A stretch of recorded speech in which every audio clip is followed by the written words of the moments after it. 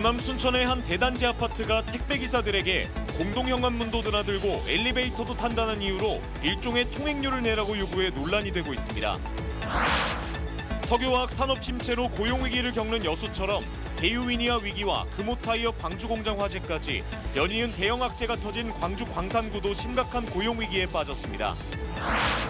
광주시의 AX 실증밸리 조성 사업이 국무회의서 예타 면제로 의결되면서 올해 말 결정될 국가 AI 컴퓨팅 센터 유치전과 내년에 있을 국가 AI 집적도시 지정에서도 앞서 나가게 됐습니다. 이번 여름 극한어우로 광주 도심이 침수돼 큰 피해를 봤던 기후재난 상황이 더욱 잦아질 것으로 우려되면서 광주 국회의원들이 근본적인 대책 마련에 나섰습니다. 여러분 안녕하십니까? KBC 8시 뉴스 시작합니다. 전남 순천의 한 대단지 아파트에서 택배기사에게 통행료를 요구해 논란입니다. 공동현관문도 드나들고 엘리베이터도 타니까 일종의 통행료를 내라고 했다는 건데요. 누리꾼들은 공분하고 있습니다. 정희진 기자입니다. 1,600여 세대가 거주하는 전남 순천 신대지구의 한 아파트입니다. 이 아파트 단지 택배 배송 업무를 담당하는 A씨는 한 달 전 이른바 통행료를 냈습니다. 아파트 공동현관문 출입카드 보증료 5만 원에 5만 원을 추가로 더 부담했습니다. 엘리베이터를 타니까 전기료 명목으로 1년치를 미리 냈다는 겁니다. 보증 보호하는 1년 사용료 5만 원. 그러니까 1년 사용료를 5만 원 미리 냈다고요. 수년 동안 문제없이 출입하던 공동현관문 비밀번호가 한 달 전 갑자기 바뀌면서 돈을 낼 수밖에 없는 상황이었다고 토로했습니다. 저희가 일하시는 분들한테 알아가지고 교육으로 들어갔거든요. 지금은 아예 그 교육을 아예 안 가르치고 일을 하려면 어쩔 수가 없죠. 그러나 배달 한 건에 7,800원 정도를 받는 택배기사들에게 10만 원은 큰 부담입니다. 지금 그런 사례가 거의 없고, 그는 저희가 보기에는 이제 부당하다. 그러니까 주문한 상품을 갖다 드리는 건데, 그걸 위해서 현관문을 출입하고 이제 엘리베이터를 사용하는 건데, 그거는 너무 가혹하다라고 생각합니다. 해당 사실이 온라인을 통해 알려지자 누리꾼들도 인간미 없다, 갑질이다, 관리사무소 앞에 택배를 쌓아놔야 한다는 등의 반응을 보이며 공분하고 있습니다. 취재진은 해당 아파트 측에 통행료 부과 경위에 대해 물었지만 기사화를 원하지 않는다며 말하기 곤란하다고 답변했습니다. KBC 정의진입니다. 석유화학 산업의 극심한 침체에 여수는 전례 없는 고용위기를 맞았습니다.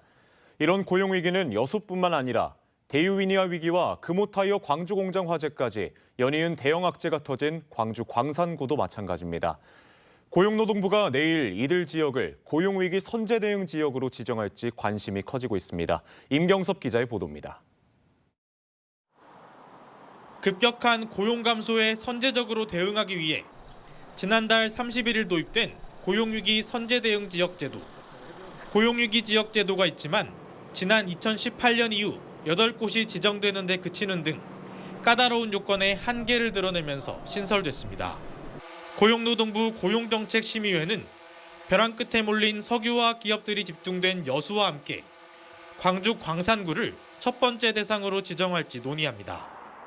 광산구는 지난 2023년 말부터 시작된 대유위니아 주요 계열사들의 경영 악화로 가전 생태계 붕괴 위기를 맞았습니다. 주요 계열사에서 실직한 인원만 1,000여 명에 납품이 중단된 협력사는 130여 곳에 달합니다. 엎친 데 덮친 격으로 지난 5월에는 금호타이어 광주공장 화재로 연간 1,200만 봉 규모 타이어 생산이 전면 중단됐습니다. 정상화까지는 3년이 소요될 전망인데 협력사만 160여 곳으로 지역 경제에 미칠 파장이 심각합니다. 어떤 중소기업, 특히 제조업을 계속 하느냐에 마느냐의 문제는 사실 산업 환경적인 문제인데요.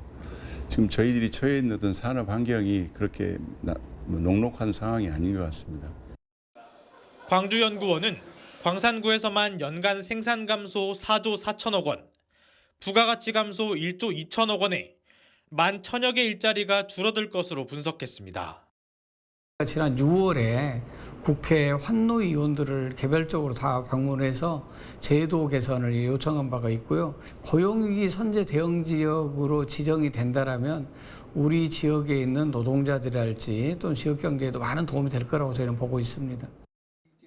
지정이 완료되면 평상시 휴업수당의 60에서 80% 수준 고용유지 지원금과 함께 사업주 훈련비가 지원됩니다.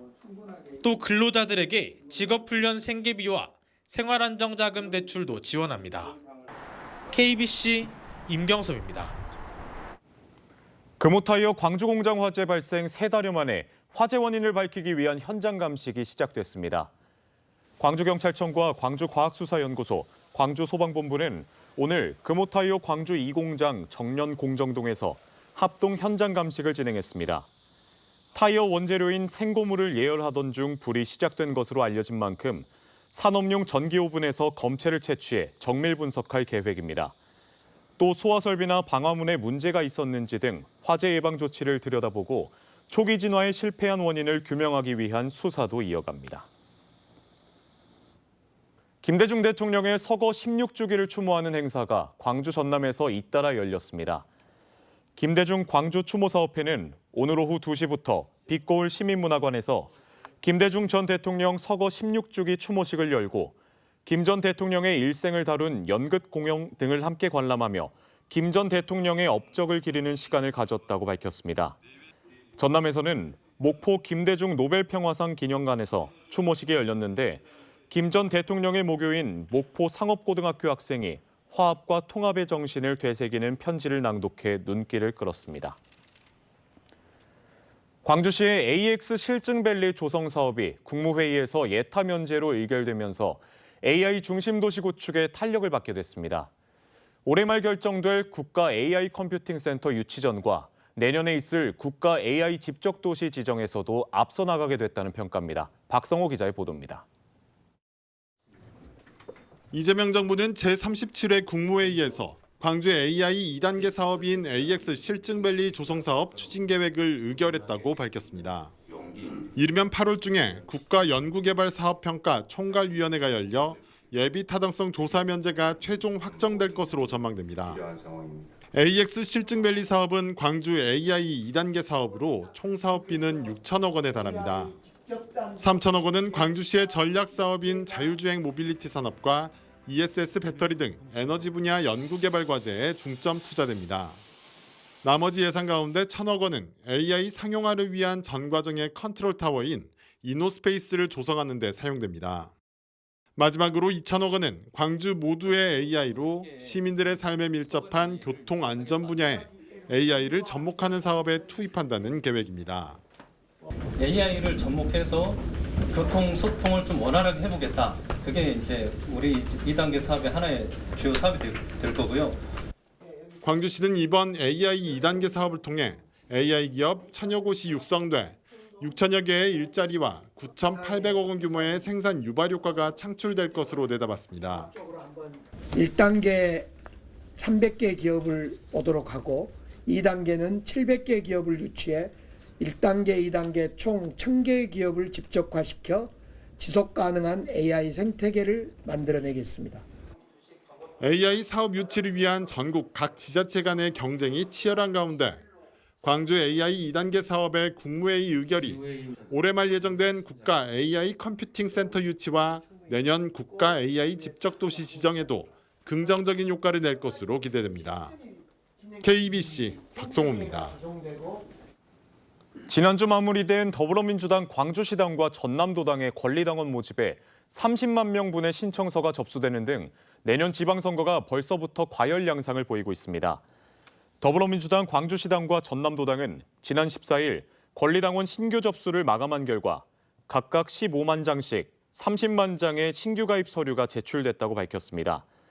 지난 당대표 보궐선거 기준 호남의 권리당원 수는 민주당 전체의 3분의 1인 36만 5천 명이었는데 이와 비슷한 규모의 신규 가입 신청이 한꺼번에 접수된 것을 두고 내년 지방선거를 앞둔 입지자들의 과열 경쟁을 우려하는 목소리도 나오고 있습니다. 폭염특보가 발효 중인 광주와 전남은 오늘도 푹푹 찌는 무더위가 이어졌습니다. 오늘 낮 최고 기온은 순천 34.9도, 광주 34.8도를 기록한 가운데 내일 광주와 전남 지역의 낮 최고 기온도 30에서 33도의 분포를 보이겠습니다. 오늘 저녁에는 5에서 40mm의 소나기가 내리는 곳이 있겠으나 비가 그친 뒤에도 습도가 높겠습니다. 밤사이 기온이 25도 아래로 내려가지 않는 열대야 현상이 나타나는 곳도 많겠습니다. 이번 여름 짧은 시간에 많은 비가 한꺼번에 내리면서 광주 도심이 침수돼 큰 피해를 봤습니다. 이런 기후재난 상황이 더욱 잦아질 것으로 우려되면서 광주 국회의원들이 근본적인 대책 마련에 나섰습니다. 정지용 기자의 보도입니다. 지난달 17일 400mm가 넘는 비가 쏟아진 광주는 곳곳이 물에 잠겼습니다. 시간당 60mm 안팎의 폭우에 도심은 거대한 저수지로 전락했습니다. 이상기후로 인한 재난이 예상됐고 5년 전에도 극한 폭우로 큰 피해를 입었는데 그때도 교훈을 얻지 못했습니다. 이 기후위기가 도심 홍수로 직접 연결이 돼가지고 특히 광주가 이게 좀 심하구나 싶어서 이거 국회 차원에서 한번 진단을 해봐야 되고. 더불어민주당 광주 지역구 의원들이 해법 마련을 위해 머리를 모았습니다. 도심 구간 하수관의 크기를 확대하고 침수 피해가 빈번한 지역에 운동장이나 공원 등에 다용도 빗물 저류조를 설치하는 방안이 제시됐습니다. 반면 깊은 땅 속에 대규모 빗물 터널을 조성하는 방안은 효율성이 떨어진다고 진단했습니다. 시간과 돈이 상대적으로 많이 들고 침수 발생 지역에서 설치하기가 쉽지 않기 때문입니다. 지금 잘 대응하면 향후 100년은 대응할 수 있는 새 시스템을 만들어낼 수 있거든요. 그런 계기로 삼았으면 좋겠습니다. 참석자들은 장기 과제로 양동 복개상가와 복개도로를 철거해 강의 본래 기능을 회복하도록 해야 한다고 제안했습니다. 또 도심 습지 정원을 조성하는 등 기후 변화를 고려해 자연과 균형을 이룬 도시계획 수립이 필요하다고 입을 모았습니다. KBC 정지용입니다. 광주의 한 아파트에서 불이 나 주민 1명이 화상을 입고 16명이 연기를 들이마셔 병원으로 옮겨졌습니다.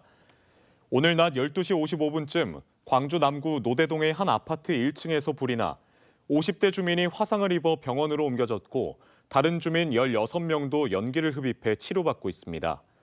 소방당국은 콘센트에서 배터리를 충전하던 중 불이 난 것으로 추정하고 정확한 화재 원인과 피해 규모를 조사하고 있습니다. 프로야구 기아 타이거즈가 또다시 불펜에 발목 잡혔습니다. 마무리를 2군에 보내며 분위기 반전을 노렸지만 불펜 난조로 7연패에 빠졌던 당시의 악몽이 되살아난 모습입니다. 박성열 기자입니다.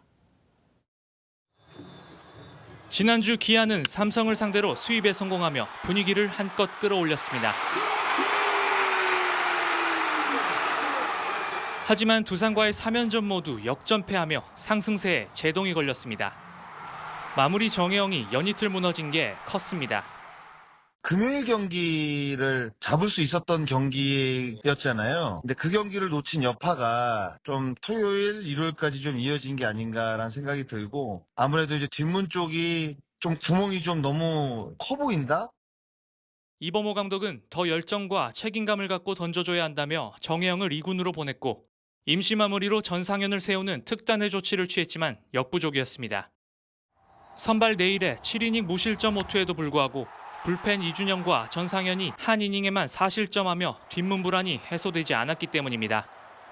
기아에게 남은 시즌이 34경기에 불과한 만큼 당장 큰 변화를 주긴 어렵지만 투수 운용에서 승부수를 찾아야 한다는 지적입니다.